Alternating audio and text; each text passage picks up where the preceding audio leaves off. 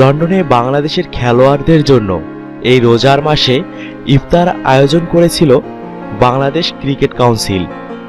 জানা গিয়েছে ওই ইফতার অনুষ্ঠানে কে কোথায় কার চেয়ারে বসবেন সেটা নিয়ে লেগেছিল বিশৃঙ্খলা।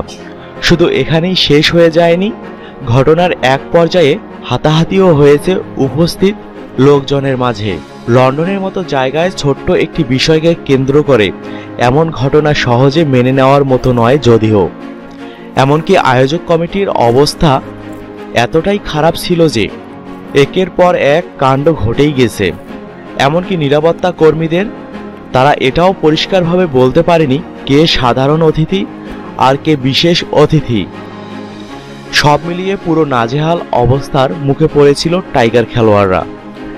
নিরাপত্তা কর্মীরা নাকি বিসিবি কর্মীদের সঙ্গে এই বিষয়ে অশোভন আচরণ করেছেন, যে কারণে পরবর্তীতে ইফতার পার্টি থেকে বের হয়ে গেছেন বিসিবির বেশ কয়েকজন পরিচালক ও অন্যান্য কর্মকর্তারা।